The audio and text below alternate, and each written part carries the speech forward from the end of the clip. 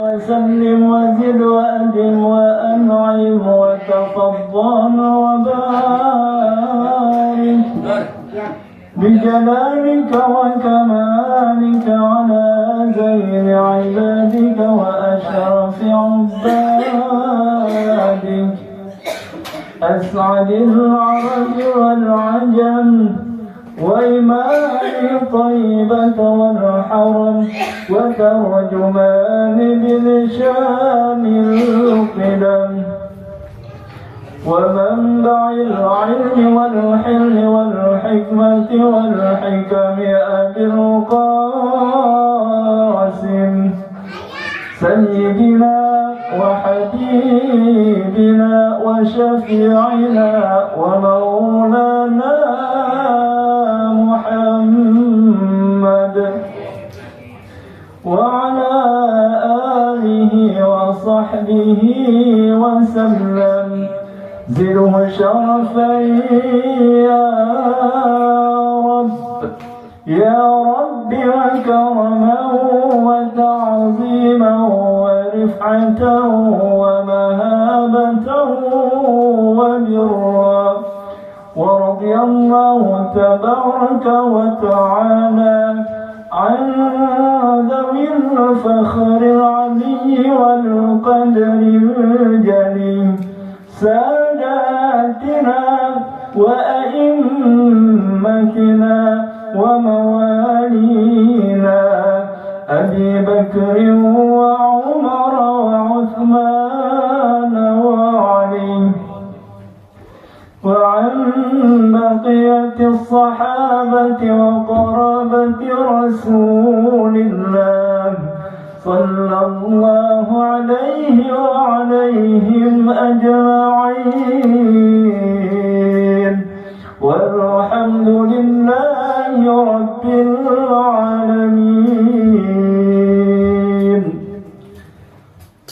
بسم الله الرحمن الرحيم. الحمد لله رب العالمين والصلاة والسلام على سيدنا محمد وعلى آله وصحبه أجمعين. اللهم إنا نستهديك لأرشد أمرنا وزدنا علما ينفعنا. Faslun awal. Faslun adapun ini yaitu suatu fasal menerangkan tentang jenazah, halaman 45. Yustahabbu dzikrul mauti biqalbihi. Disunatkan mengingat-ingat mati di dalam hatinya. Wal iksaru minhu, dan disunatkan memperbanyak daripada dzikrul maut. Wal isti'dad lahu bitaubati, dan mempersiapkan diri bagi mati dengan bertaubat. Wal maridu aula, dan orang yang sakit aula, yaitu apalagi, yakni lebih utama. Wallahu a'lam bishawab. Segini ngaji kita. Saudara-saudara sekalian, kajian ini mudah-mudahan sampai Sya'ban selesai. Sampai Sya'ban baru ngaji. Berbicara tentang jenazah. Begini, kalau kajian tentang jenazah, maka sebetulnya ada banyak pembahasan. Karena urutannya, yang pertama dari sehat ngadepin sakit, dari sakit ngadepin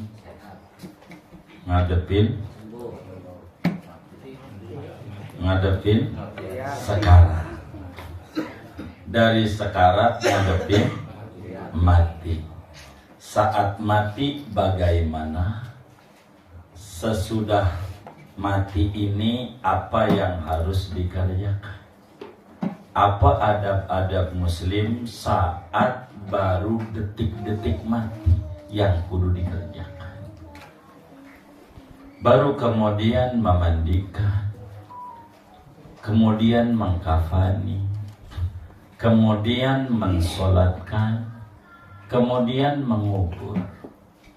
Mengubur aja ada 3. Bagaimana cara bikin kuburan, bagaimana cara menguburkan, dan apa yang harus dilakukan pasca penguburan. Inilah gambaran-gambaran umum kajian kita tentang jenazah. Tentu kita berbicara tentang hidup dulu. Inilah materi kita malam hari ini. Moga cukup sampai jam 12. Tapi Bang Agusnya nyengir, enggak, bentar aja. Iya. Kenapa? Iya. Saudara, kalau ngomong jenazah dulu ya, jenazah itu bahasa Arab yang artinya adalah asal maknanya mayit dalam kurung batang. Mayit yang dalam kurung batang bahasa Arabnya jenazah. Tapi kalau kurung batangnya doang tanpa ada mayit disebut jinazah. Jimnya kasrah. Jimnya jinazah. Jinazah itu kurung batang. Janazah mayit dalam kurung batang. Tapi dalam bahasa umum jenazah itu orang yang sudah wafat walaupun tidak dalam kurung batang. Dan itu yang sering kita dengar. Mana jenazahnya? Kan begitu. Maksudnya mana mayitnya? Apa yang harus dilakukan dalam kajian jenazah ini? Yang pertama, kita hidup ngadepin sakit. Itu begitu. Di dalam Al-Quran, Allah Subhanahu wa Ta'ala pada surat Yasin, surat yang cukup langganan bagi kita bersama, sering dibaca ketika orang wafat.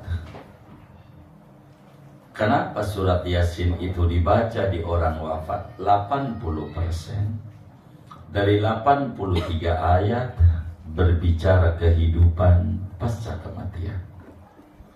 Kita ambil satu poin.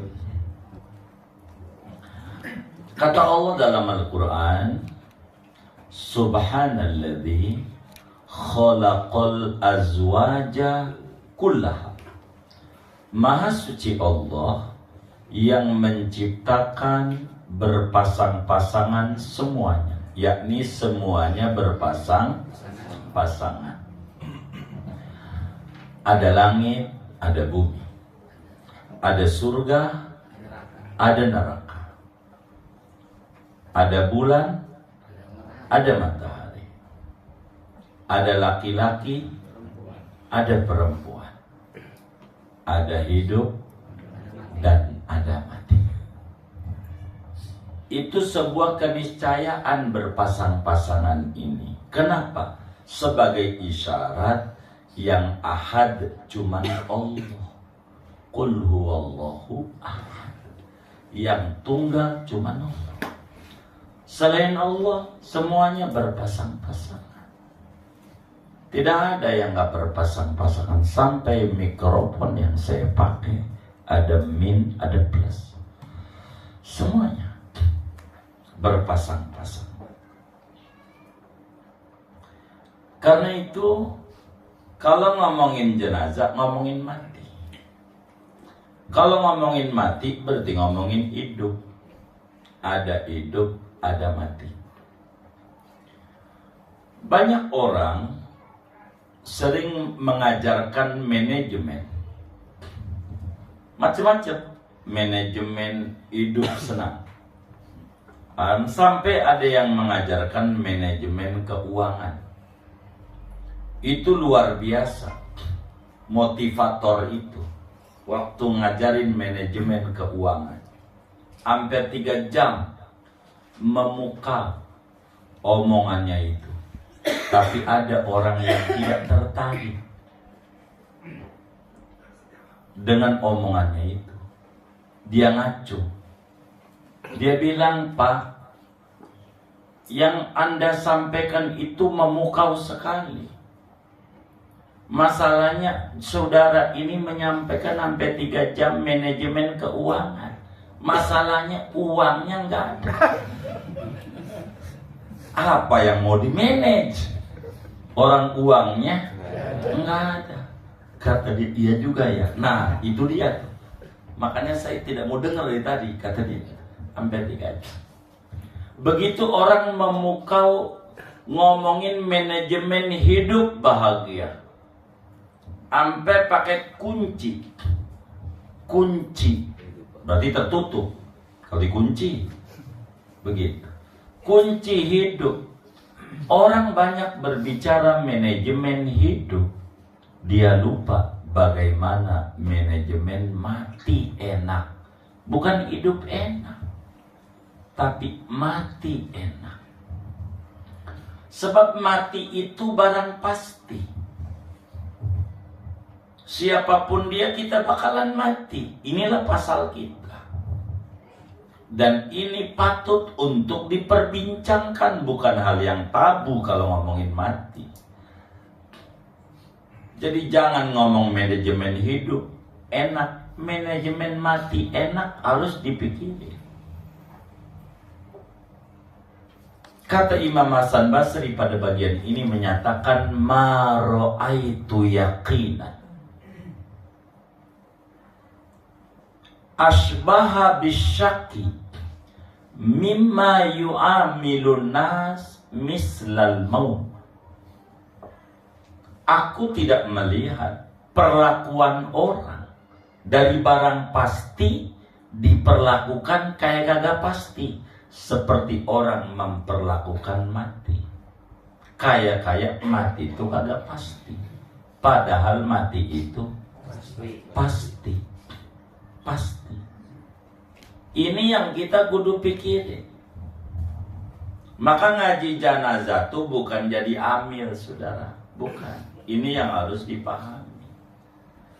Ngaji bagi orang yang hidup. Jangan sampai kita kemudian malam pertemuan mendatang gak ngaji, gak jadi amil. Bukan. Ini urusan jenazah ini panjang. Begitu. Manajemen hidup enak, manajemen mati enak.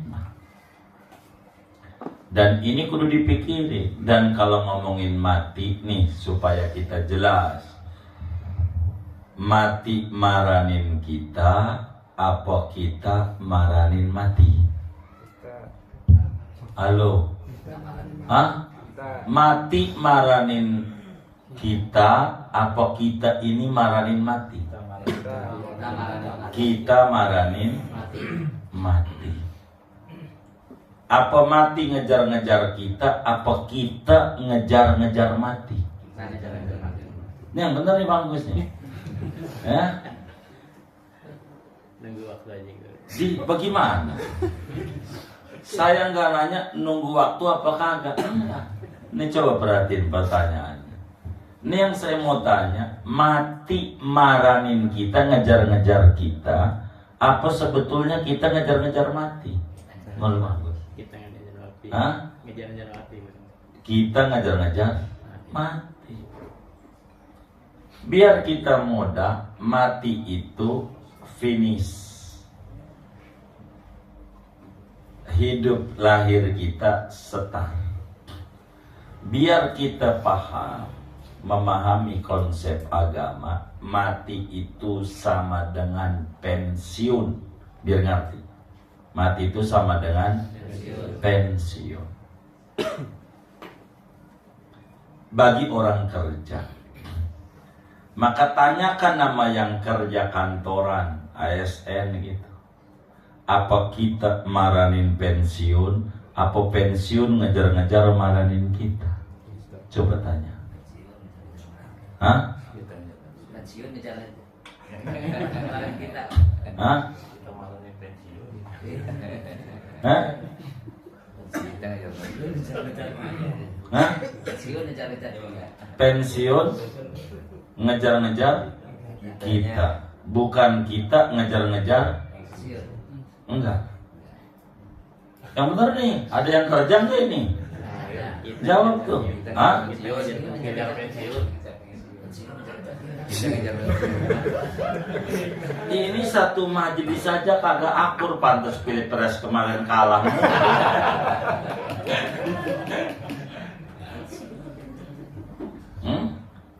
Kita maranin pensiun, apa pensiun maranin kita? Kita maranin pensiun.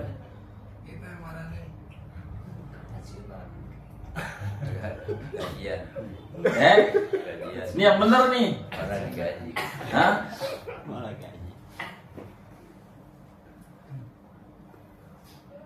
Pensiun maranin kita, apa kita maranin pensiun? Kita maranin Pensiun.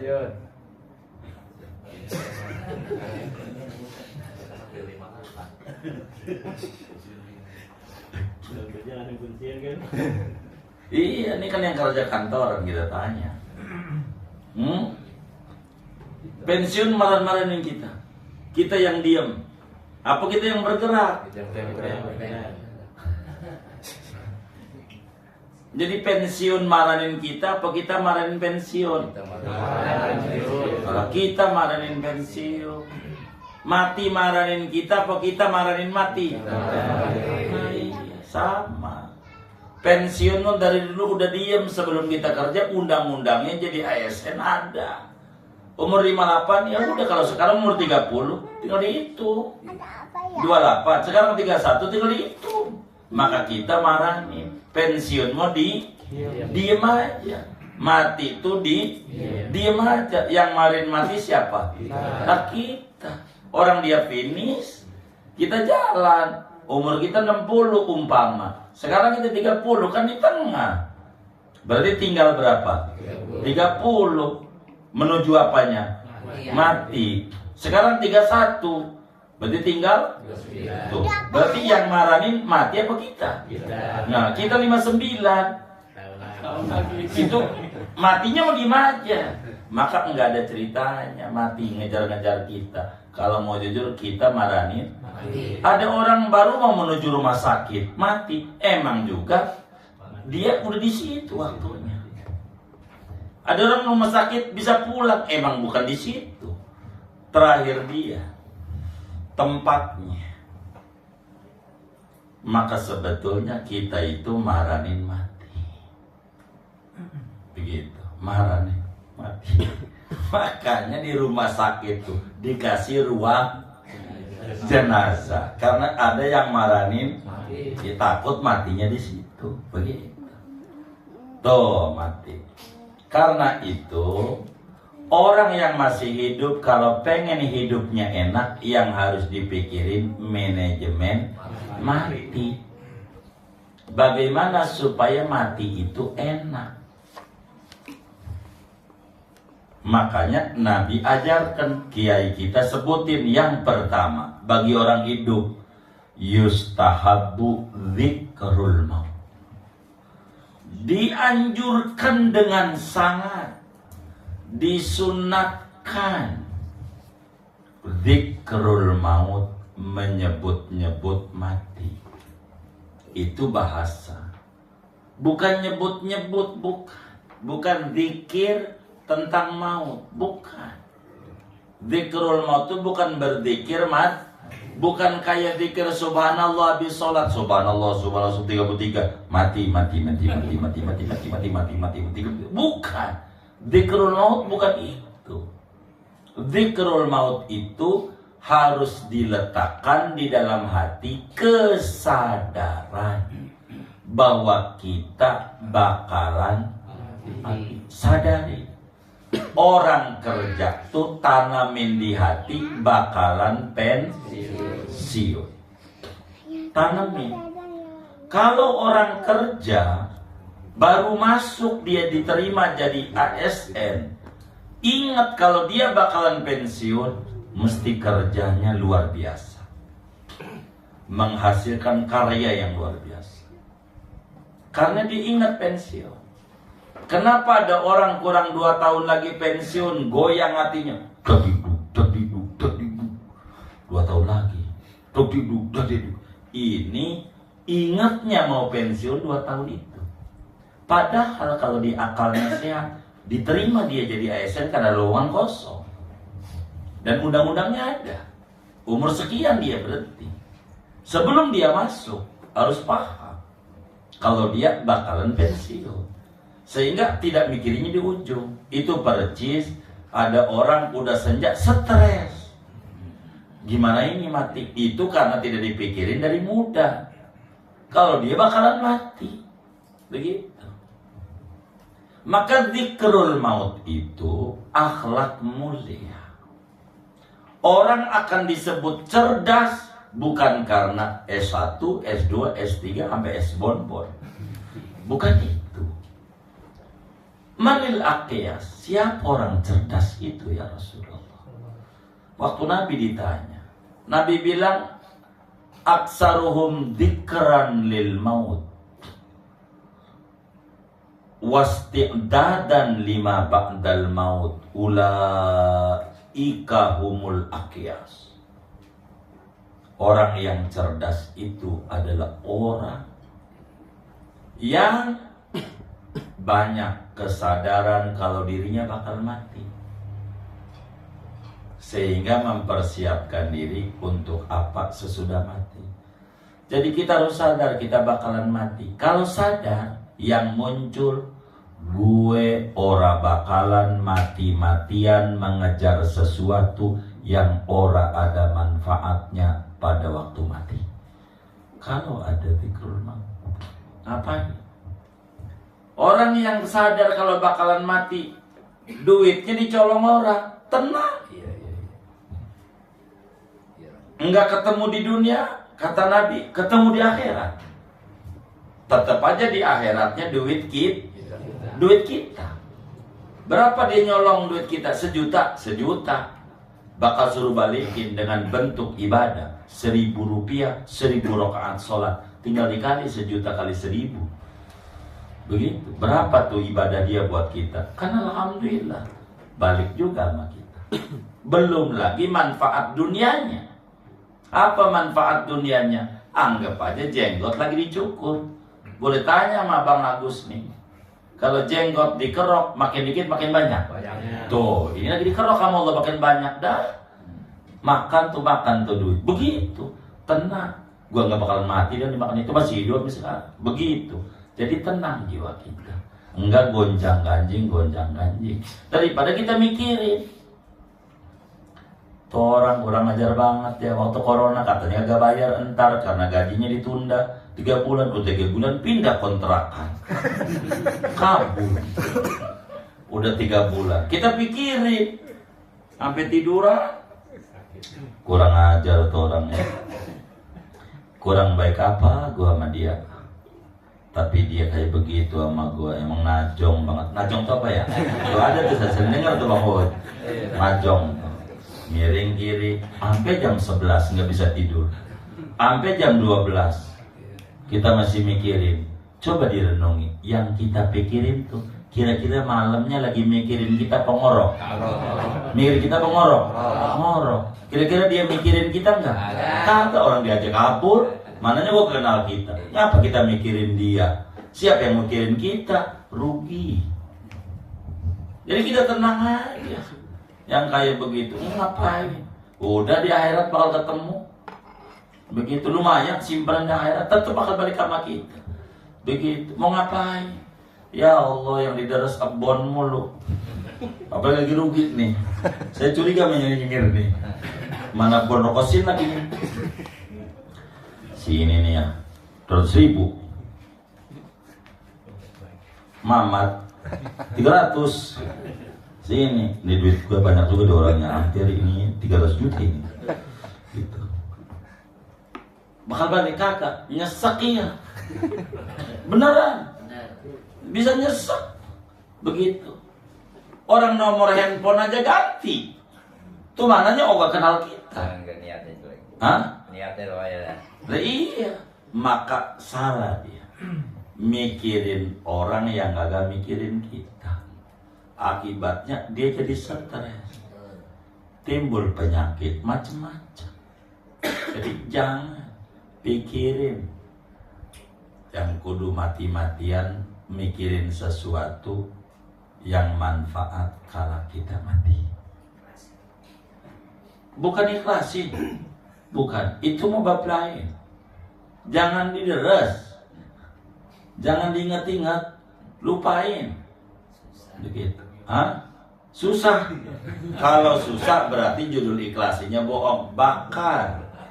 Kalau susah, saya suka ajarin tuh. Bakar tuh bon tuh. Begitu. Bakar. Ngomongnya begini bakarnya. Ini yang saya ajarin sama teman-teman yang alhamdulillah pada maju usahanya lagi. Kan capek kita ngerespon nih. Janji tarsok. Kan capek. Tarsok kita marahin lagi. Kan perlu ongkos. Waktu digunain, orangnya nggak ada. Udah hilang lagi. Coba tuh buat marahin tuh digunain buat bantuin dagang apa kayak dapat lah kira-kira.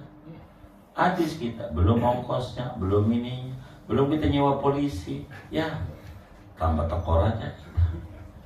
Bakar, sebelum bakar ngomong sama Allah, ya Rob, ini yang ngibulin gua nih makhlukmu. Saya yakin 100%, pasti makhlukmu. Makhluk Allah bukan ini. Makhluk Allah pasti ngibul kita. Makhlukmu. Saya nggak mau ganti sama dia. Minta gantinya sama engkau aja. Karena ini makhlukmu, engkau maha kaya. Gantiin ya Rob. Saya yakin ini jenggot dicukur biar banyak. Saya bakar nih, bakar. Dah, begitu. Daripada kita simpen mulu, dideres mulu, dideres. Ini kayaknya ada yang dagang-dagang nih. Begitu nyengirnya udah curiga sayanya. Tuh begitu, beneran. Batas lagi 3 kali. Wajib lagi, wajib. Jangan enggak, kasihan kalau nggak ditagih. Tagih aja. Dosa kalau kita nggak tagih. Artinya nagih itu ngingetin. Bang, kata dia bulan depan. Baik. Kita lagi bulan depan. Kita tagih lagi bulan depan. Bakar. Gak bisa. Dia tidak sadar bahwa bukan dia doang yang puyeng, kita juga puyeng yang usaha.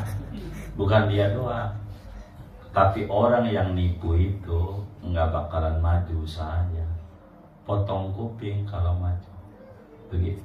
Ada yang jawab sama kita dalam satu dialog. Tapi guru, pakai tapi. Saya bilang nggak pakai tapi. Tapi sekarang pakai Fortuner dia. Kata dia, yang penting duitnya banyak dan niat bayar dong sama kita, kata dia. Saya jawab, tidak, beneran demi Allah, habis nipu orang. Habis nipu orang. Coba aja. Begitu. Enggak bakalan. Kalau dia ada, dia mesti bayar. Kalau dia benar. Karena dia niat dari enggak benarnya bayar amanda, berarti nanamnya berenuk, enggak bakalan buah durian. Sulit di otak saya. Berenuk biar buah durian. Dia nipu buahnya keberkahan, gak bakal ketemu. Tapi faktanya, cek aja, bulan besok main lagi ke rumah. Iya, teman kita ditipu lagi sama dia. Tuh kan, itu pakai mobil tuh biar orang percaya aja dia nipu. Kata kita, kan apa gue bilang, kata kita. Ini kisah obrolan dengan teman-teman majelis. Begitu, saya sampai nggak ada. Orang nipu mana ada, hidupnya tambah maju, nggak ada ketemu, habis, begitu, habis. Kalau kita nipu, habis, begitu. Yang diributin belakangan ini juga bayar pengacara, bayar preman, itu berapa tuh yang berbayar? Gitu. Emang mau kenal itu? Iya. Pendukungnya guru. Ya Allah. Tuh begitu. Jadi manajemen mati itu penting. Manajemen mati itu. Bagaimana caranya sadar hidup ini berbatas? Itu yang harus kita sadari. Hidup ini ada akhirnya. Di mana ada permulaan, ada akhir. Kita permulaannya lahir. Orang Inggris tuh suka disebut happy birthday. B, C, D. Lahir tuh setar. B. Mati tuh orang sono sebut D.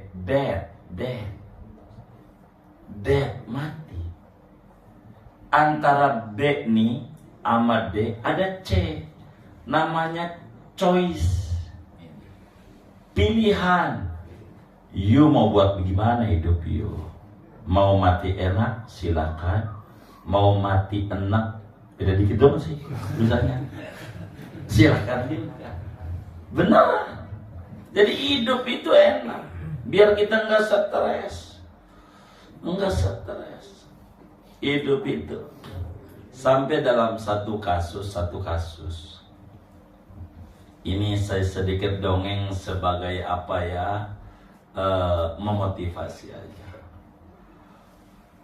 Ada orang nangis banget di rumah. Nangis guling-guling. Ditipu 45 juta. Gitu singkatnya, setelah dia ngajak ngobrol, ngapa lu sampai kayak begitu-gitu. Habis ditipu 45 juta. Ini bagaimana? Jadi sebelum panjang saya unjukin surat saya. Saya punya surat sakti. Ente baca ini. Karena orang yang ngadu ditipu 45 juta kenal juga. Gitu. Walaupun bukan dia yang ditipunya. Baca, dia dibaca. Saya nggak mau bacanya pelan.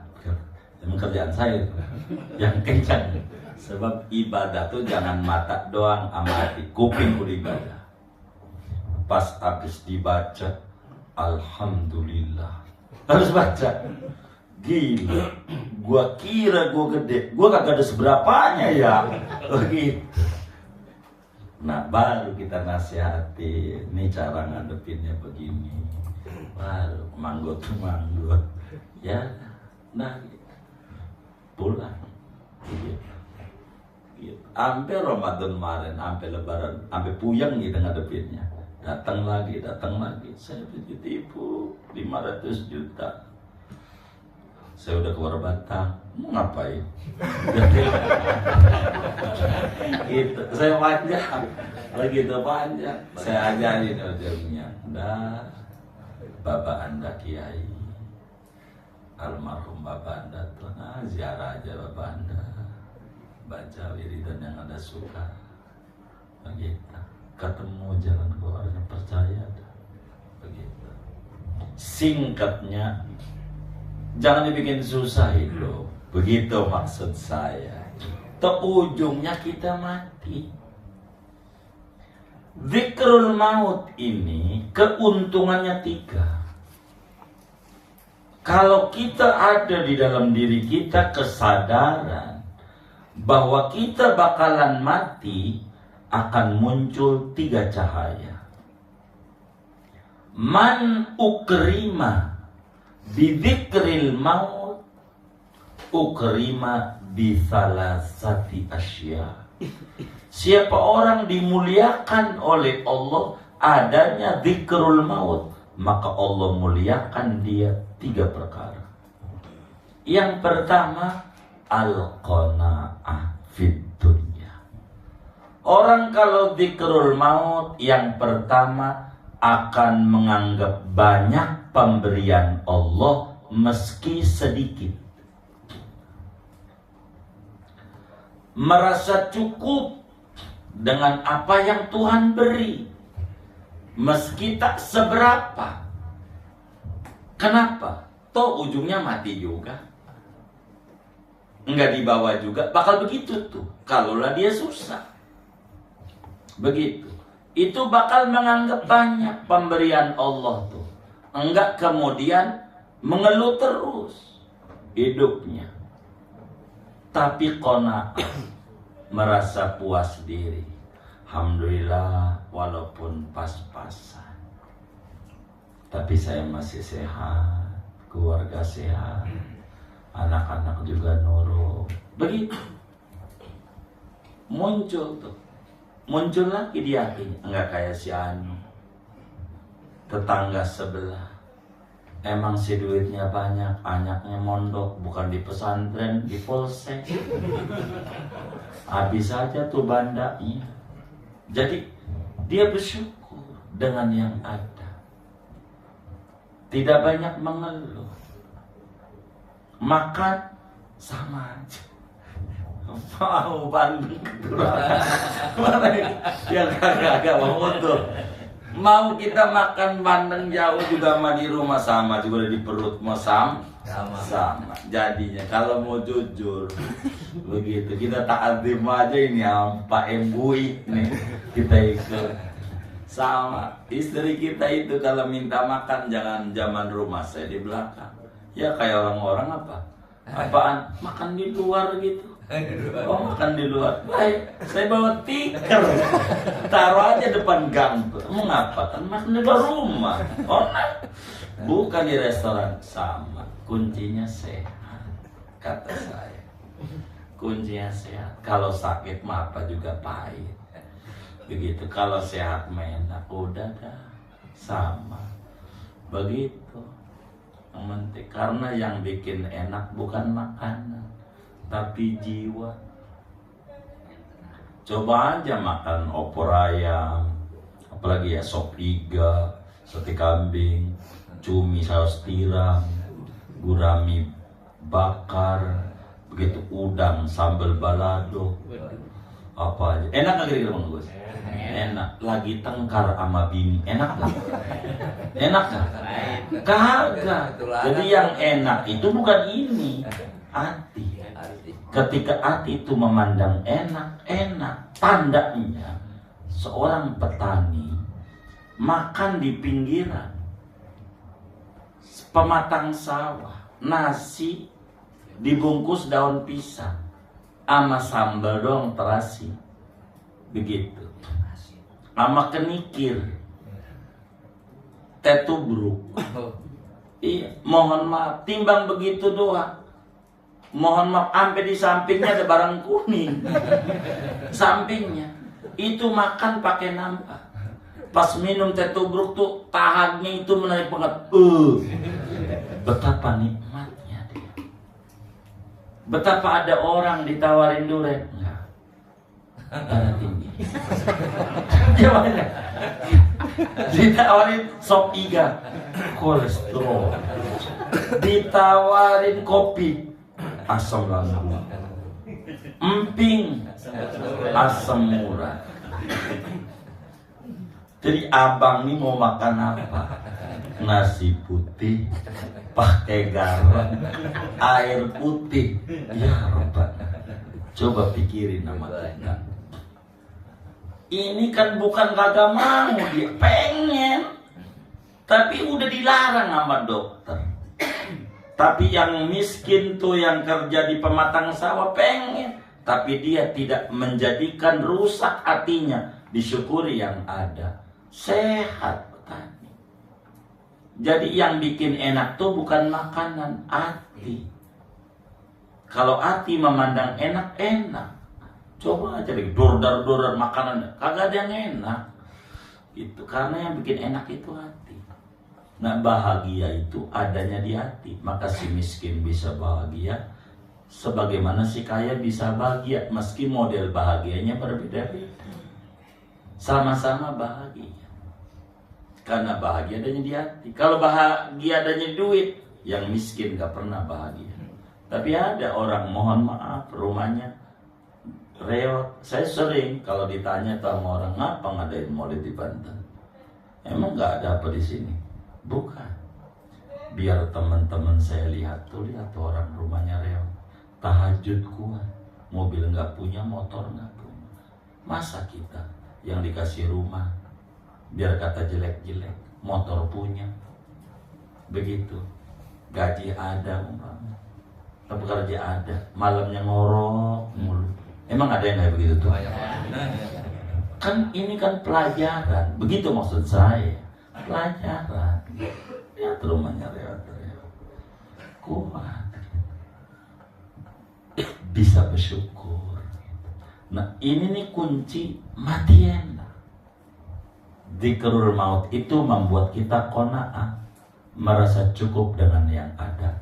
Dari ini bakal muncul di hati yang orang punya suatu saat gua punya.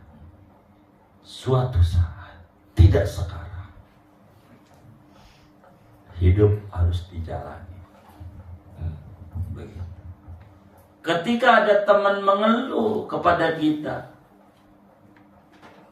Bang, gua puyeng banget, pusing gua, maka kita bisa jawab, ucapkan alhamdulillah. Loh kenapa pusing alhamdulillah? Anda nggak pernah dengar bahwa dunia itu berputar, yang namanya muter-muter. Boleh tanya sama Bang Haji Untung. Pusing ya, Tuh pusing. Kalau dunia itu, kalau kita pusing ya karena kita tinggal di dunia. Begitu. Saya gitu. Anda alhamdulillah kalau pusing. Berarti Anda tinggal di dunia dan dunia itu berputar. Yang namanya muter-muter, dia pusing. Itu biasa. Itu begitu. Sampai kemarin Sabtu yang lalu nanya, ngalap ke rumah mukanya kusut, tanya ngapa? Ya Allah, saya ini bingung. Bingung kenapa? Saya banyak pikiran mengata. Alhamdulillah. Saya berkata, alhamdulillah. Saya bilang, kenapa alhamdulillah? Sebab yang saya dengar dari orang-orang tua dulu, yang kesurupan tuh karena kosong pikiran. Yang kesurupan tuh. Kenapa dia kesurupan? Karena pikirannya kosong. Ente banyak, enggak bakal kesurupan. Kata kita begitu. Benar. Gimana Bang Oud? Mantap. Iya. Ini ilmu dari Bang Oud masalahnya. Bergaul sama orang Roblong bisa aja nih ngomong. Ya begitu. Jadi apa juga dia ngomong. Gitu. Kayak begitu orang gitu. Mau ngapain? Saya kalau ditanya dokter aja saya tandain, nggak ada dokter yang nggak saja mau kenal mau kagak Bang. Dan ini ilmu, karena sugesti itu nomor 1 buat kesembuhan penyakit. Saya kalau ketemu dokter di mana aja boleh tanya tuh terakhir tuh, nggak ketemu tiban saya. Saya kalau ketemu dokter kalau ditanya apa keluhannya Pak, saya jawab, saya itu dok jujur aja suka pusing kalau nggak punya duit. Itu dokternya sama. Itu dokter jawab begitu. Oke. Itu saya dokter mana aja saya ajak ketawa aja. Ini mungkin karena ketularan maut gitu ya. Jadi udah mencanda, jadi saya canda juga. Jadi biar rileks kita juga nggak tegang. Ngadepin mau diperiksa, maksudnya begitu. Biar nggak tegang. Jadi dzikrul maut akan menghasilkan cahaya qanaah. Imam Syafi'i mengatakan begini dalam sebuah syairnya. Wa rizquka la yafutuka bitta'anni wa laysa yazidu fir rizqil ana'u idza ma kunta dha qalbin qanu'in fa anta wa malikud dunya sawa'u. Begitu kata Imam Syafi'i, rezeki Anda tidak bakal hilang dengan nyantai-nyantai. Waktunya kerja-kerja, waktunya sholat-sholat, waktunya ngaji, waktunya mancing, waktunya nongkrong. Waktu enggak bakal berkurang dan tidak bakal bertambah rezekimu dengan pala jadi kaki, kaki jadi pala, kagak. Tapi bila Anda memiliki jiwa yang qanaah, maka sejatinya Anda dan orang kaya sama. Karena Anda merasa enggak butuh, udah cukup. Orang kaya juga cukup, sama-sama merasa cukup. Maka miskin tidak mengeluh, yang ada kesyukuran kepada Allah. Begitu. Ketika melihat orang kaya bisa berbagi, saya nggak bisa berbagi, saya bisanya tahajud, maka miskin malamnya bangun, siangnya ngeteng puasa, dan seterusnya. Nggak puasa juga nggak ada makanan. Benar nggak? Mendingan puasa, ada ibadah. Jadi dia ada kesyukuran di dalamnya. Jadi enggak mengeluh, sebab keluhan meski sedikit melegakan perasaan, tapi tidak merubah keadaan.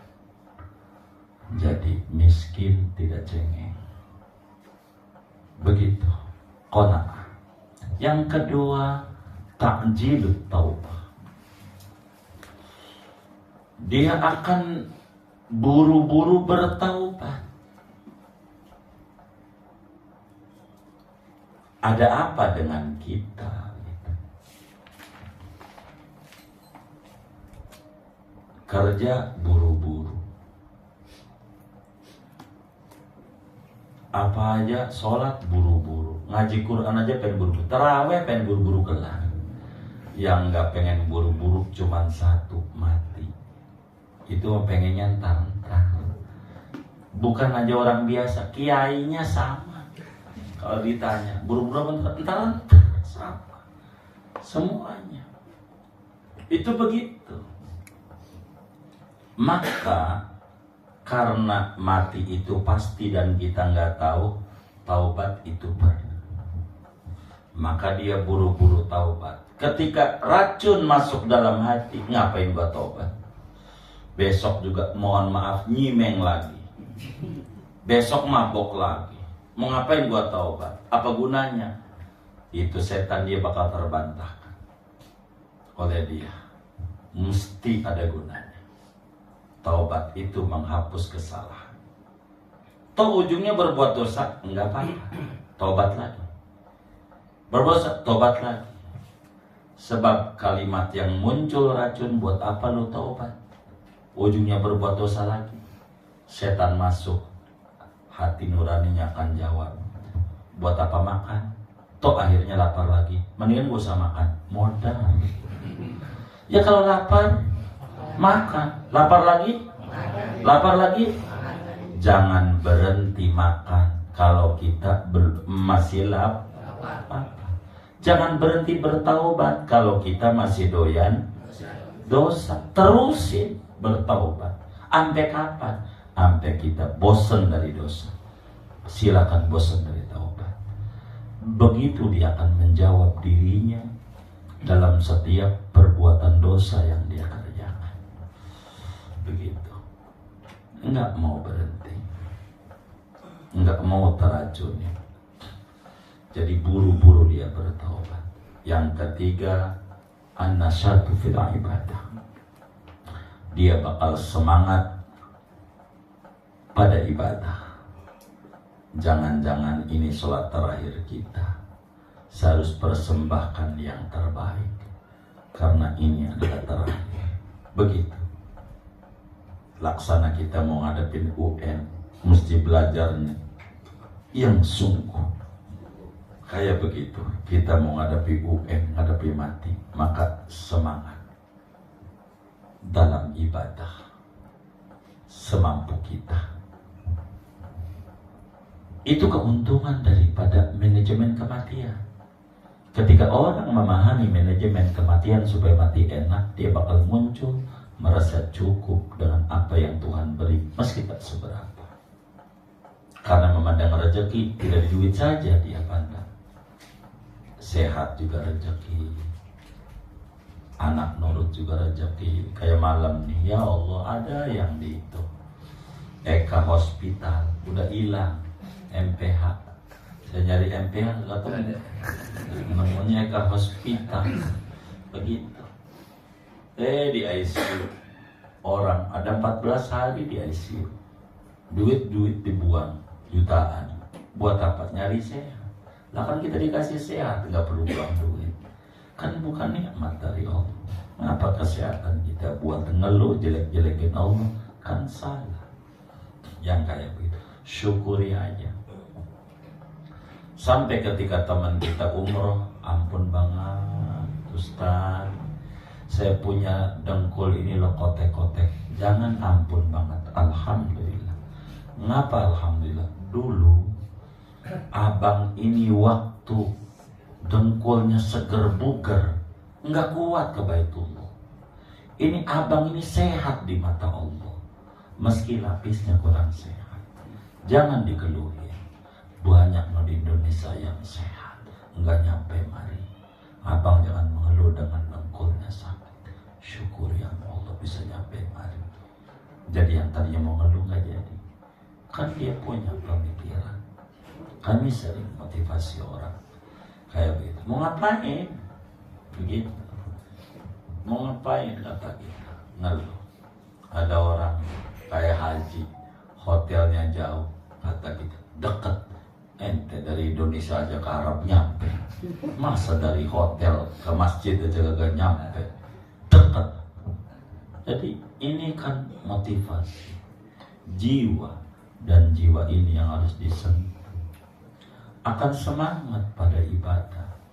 Capek, nggak ada yang nggak capek. Semua juga capek, tapi bakalnya nikmat. Kalau kita di Arab, kata kita leha-leha pulang, ya nggak dapat apa-apa. Orang waktunya habis, apalagi umroh cuma 9 hari, kan seminggu. Tidur-tiduran pulang, nggak kemana-mana, emang habis. Gitu. Waktu terus berjalan. Gambaran segalanya begitu. Syukuri yang ada, sehingga dengan syukur tuh Allah bakal kasih yang belum ada. Gitu. Tapi kalau kita terus ngeluh, kayaknya Allah nggak ada makasihnya. Begitu. Kan nyawa dari Allah, sehat dari Allah. Begitu. Makanya dari dzikrul maut itu bakal pandai mengelola masalah. Ada orang kalau mau jujur, pusing itu kalau jujur masalahnya dia dipiara. Walaupun kalau dia ngomong, gua sih kagak miara, tapi prakteknya miara masalah. Ini contoh. Kita punya hutang. Di mana? Bank. Apa? BRI. KUR. Berapa? 500 juta. Kan KUR tertinggi segitu tuh kan ya? Iya. Tuh iya tuh, karena petugas bank tahu tuh. Ini bagaimana ini kita dengan utang ini? Kita itu buat bayar kita nggak ada, usaha lagi payah. Pikirin, ada aset nggak? Ada. Jual. Tutup dulu tuh. Begitu. Tutup. Tapi jangan pakai tapi. Lu dulu nggak pernah terpikir kebeli itu. Tapi kamar Allah kebeli. Jangan bertahan. Ini gak mau jual tapi utang pengen lunas gak ketemu. Usaha lagi payah. Tutup dulu biar fresh. Biar kita jangan ketergantungan sama telepon, sama hati, dan ini rusak. Umpama jatuh tempo kita tanggal berapa? Umpamanya tanggal 20. Waduh, ini tanggal 1. 19 hari lagi. Besok tanggal 2, 18. Racun ini nih bakal males dia kerja. Karena ngelamun itu.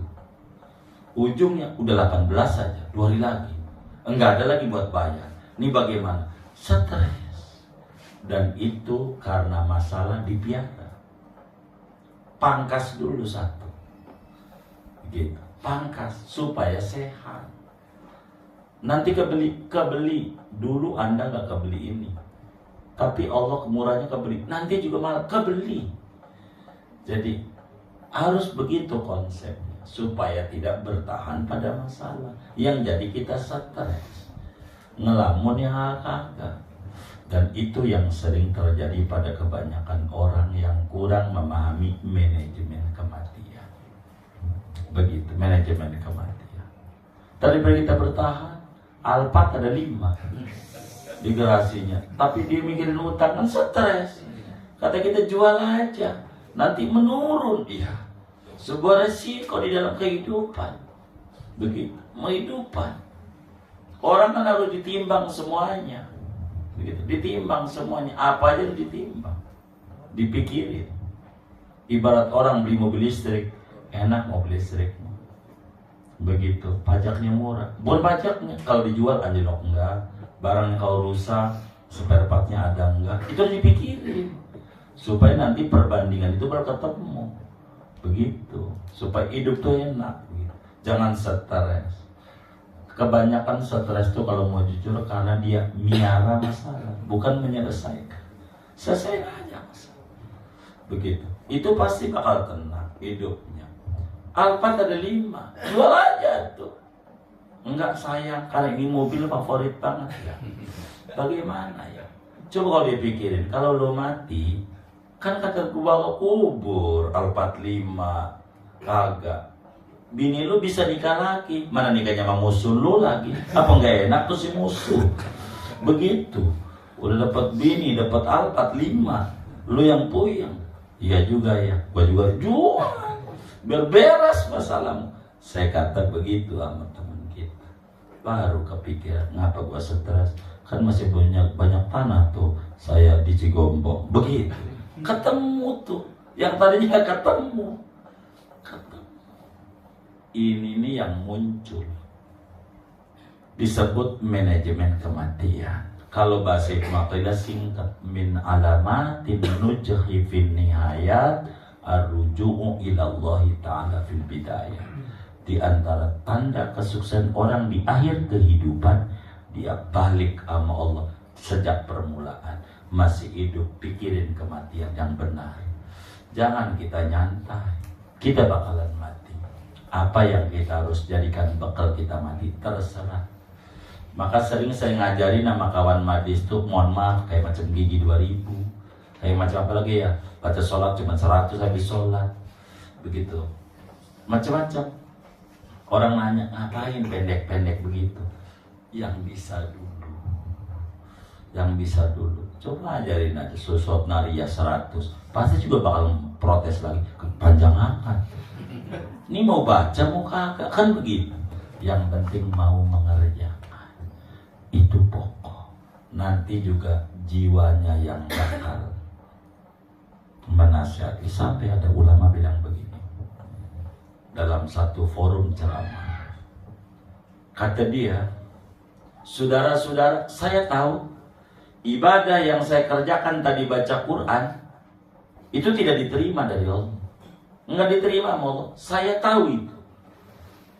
Begitu. Ketika dia ngomong begitu, diprotes oleh hadirin. Dari mana Anda tahu? Emang Anda Tuhan? Anda Nabi? Dapat wahyu? Bisa Anda tahu kalau ibadah yang Anda kagak terima? Kan gua kagak ikhlas. Kan gua tahu yang diterima yang ikhlas, gua kagak. Lalu ditanya lagi, ngapa kagak ikhlas lu kerjain?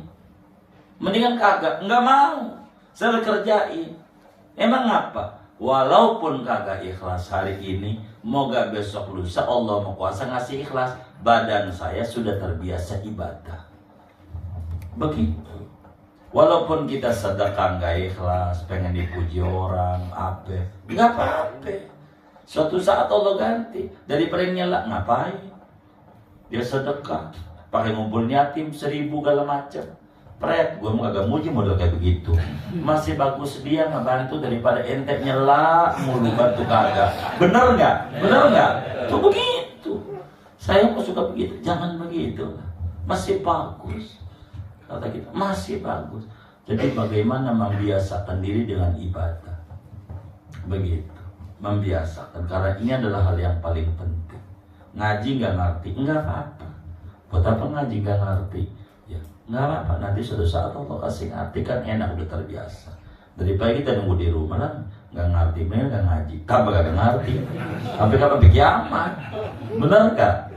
Maka an-nasyatu fil ibadah. Kerugiannya lawanannya 3. Kalau kita nisyanul maut, lupa kalau kita bakal mati, tentu lawanannya kita hanya pusing mikirin dunia orang. Kadang kita ujungnya mencela orang. Ketika teman kita, alhamdulillah gue kebeli handphone. Handphone apaan? Koros, handphone Cina. Begitu. Ketika temannya bilang, gua baru, apaan Oppo? Jawa Oppo. Jawa. Begitu. Temen gue nih ya iPhone. Temen gue, lu punya apa kan? Yang dibanggain temennya. Enggak ke bawah, jadi ujungnya enggak jelas hidupnya. Stres. Al-Hiris, jadi stres yang ada. Begitu. Termasuk ibadah enggak semangat, termasuk taubat juga entar-entar. Begitu. Itu kalau kita tidak dzikrul maut. Kedua, al-iksaru minhu. Kata Nabi kita Muhammad sallallahu alaihi wasallam, aksiru dzikra hadimin lail. Di dalam hadis riwayat Imam Tirmidzi dengan hadis yang sahih, perbanyaklah mengingat-ingat diri bahwa kita bakalan mati. Banyakin kesadaran kalau kerja bakalan pensiun, kalau hidup bakalan mati, sehingga kita nih bisa sedikit lega hidup kita. Begitu. Andai kita miskin di dunia, dengan kita dzikrul maut akan qanaah. Andai kita kaya di dunia, akan banyak bersyukur kepada Allah, bukan memunculkan kesombongan. Ini pentingnya dzikrul maut di dalam hidup dan kehidupan seorang. Jadi dengan ingat mati bukan berarti kita nyebut-nyebut mati, pensiun, bukan itu. Apa yang harus kita persiapkan ngadepi nanti pensiun, sehingga kerja dengan maksimal, tidak berhura-hura. Mungkin ibarat orang kerja bisa menabung lah, bahasa orang-orang ekonom bisa reksadana dan seterusnya, istilah mereka. Ini kan maksudnya kalau didirikan agama, bisa ibadah, bisa baca Quran, bisa baca sholawat, digunakan karena ngeri bakalan mati. Kan kita perlu amalan dikit yang bisa manfaat banyak. Itulah makna yustahabbu dzikrul mauti biqalbihi wal iksaru minhu. Disunatkan mengingat-ingat bahwa kita bakalan mati, tapi bukan di mulut, dengan hati. Kalau mulutmu nggak ada gunanya, wirid mati, nggak ada manfaat walaupun 1000 kali. Bukan itu, bahwa hidup ini bakalan berakhirat. Bagaimana biar mati enak sekarang? Caranya kita harus pikirin. Nah, inilah ngaji tentang jenazah. Si hidup mikirin kita bakalan mati, sehingga kita bisa mengukur diri tidak lepas kontrol. Dzikrul maut itu ibarat rem dan gas pada mobil, menyeimbangkan kehidupan.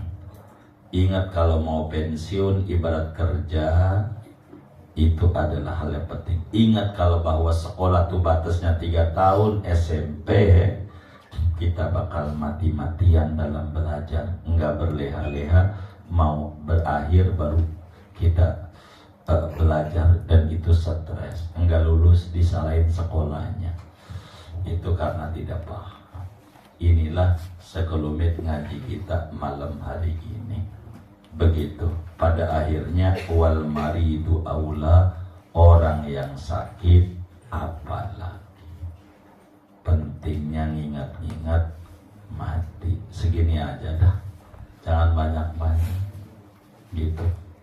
Inilah orang yang hidup kudu ingat kalau kita bakalan mati. Sebelum mati bakalan sakit. Maka pikirin sebelum sakit tuh, kalau mau saya dongengin penyakit, sedikit saya terangin nih penyakit. Sebetulnya penyakit itu kita yang mengupayakan. Allah. Begini, kalau kita sakit, cek ulang makan kita. Saya begitu dalam hidup. Habis makan apa ya? Begitu. Diingat-ingat. Badan kita, bukan makanan yang salah. Badan kita tidak bisa mengolah makanan itu karena ada penyakit. Umpama begitu makan udang, kalau muncul dah dia pening di kepala. Ini berarti badan kita tidak bisa mencerna siput yang namanya udang. Karena badan kita ada keganjel kolesterol. Ini mendatangkan kolesterol. Berarti besok lusa kurangin makan itu. Begitu. Udang tuh kurangin. Gitu. Kalau pengen ketemu sarinya, cari aja bakwan udang dari Papua. Jangan dari Jawa. Kalau dari Papua itu udangnya dikit, tempatnya gede banget. Segede piring tepungnya tuh. Udangnya ya Allah seupil. Itulah Papua, pulaunya gede, orangnya dikit. Tapi kalau bakwan Jawa tuh udangnya banyak. Itunya dikit, emang orangnya banyak. Yang penting ada sari-sarinya. Kita nyari sarinya. Itu begitu. Karena dokter pada akhirnya bakal bertanya, habis makan apa? Dokter aja pasti keluarnya. Jadi kita bisa mengukur habis makan ini. Bukan makanannya yang haram atau yang mengandung penyakit. Badan kita tidak bisa mengolah makanan itu karena terganjal penyakit anu. Sehingga kita kurangin dulu sampai badan kita bisa stabil, baru makan lagi. Kayak begitu. Kalau kita bisa mengukur ini, bakal ketahuan. Kita makan ini, kok kayak begini ya. Contoh, ada orang makan pete, kan doyan pete. Begitu. Pete itu bagus buat ginjal. Bagus supaya ginjalnya sehat. Tapi ketika dia punya asam urat tinggi, bermasalah. Makan pete banyak, kok pada pegel badan. Anda punya asam urat. Ginjalnya mau bagus, tapi muncul ini bukan haram, Anda kurangin aja. Tadinya sepapan, apa segini sepapan namanya? Iya, sebiji, kayak 2 biji kalau Anda doyan makan. Tapi jangan banyak karena badan Anda tidak bisa menyerap. Sebetulnya rumah sakit begitu, berobat itu bukan untuk cari sehat. Tidak ada, cari penyakit. Untuk sehat. Begitu.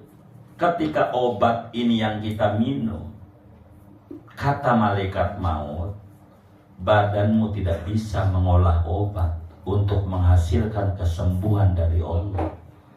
Mati orang itu. Tapi ketika malaikat maut bilang, badanmu masih bisa mencerna obat, maka diolah oleh malaikat maut obat itu pada badan kita. Jadi sehat.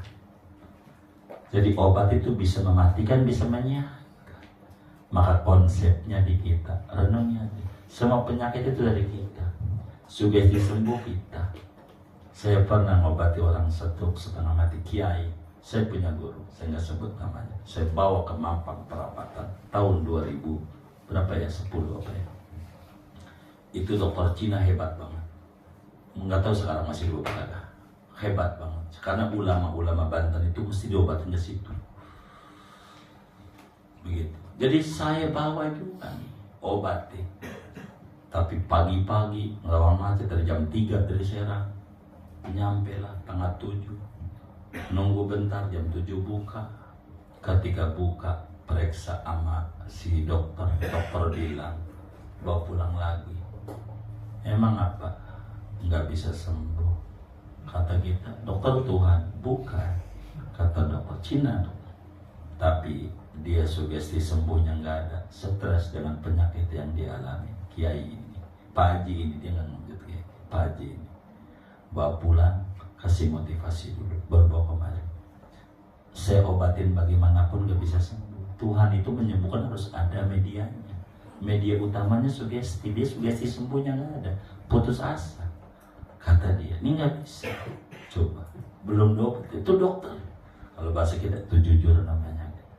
Ya udah gua obatin aja, sembuh kagak penting bayar duit kan begitu. Gitu. Saya suruh bawa pulang. Dan benar memang kalau mau jujur, ini kiai stres dengan stroke-nya dia. Karena seumur-umur baru numbek tuh. Di kampung itu juga baru begitu. Mendengar ada penyakit apa saya ini kira-kira begitu. Dia bingung. Begitu lama kita motivasi, baru diobati. Mendingan kayak begitu. Jadi motivasi ini sugesti itu perlu. Sugesti. Kadang dokter itu pakai ngobatinnya sampai ditepak-tepak kita tuh. Dilihat tampangnya kayak orang Betawi nih, udah tua, gitu dokter tuh. Ada apa be? Tuh, itu nyari sugesti tuh. Ada apa be? Ini ya Allah, dan kalau saya coba dia bilang saya coba. Ini sih gak apa-apa, ringan be, ringan. Jadi dia muncul semangat pengen sembuh. Itulah yang bisa nyembuhin. Obat itu mendorong itu. Ini kalau masa dongengin, lama-lama ente agak bakal berobat kalau saya terusin. Segini aja. Wassalamualaikum warahmatullahi wabarakatuh. Alhamdulillahirabbil alamin. Segini aja. Alhamdulillah.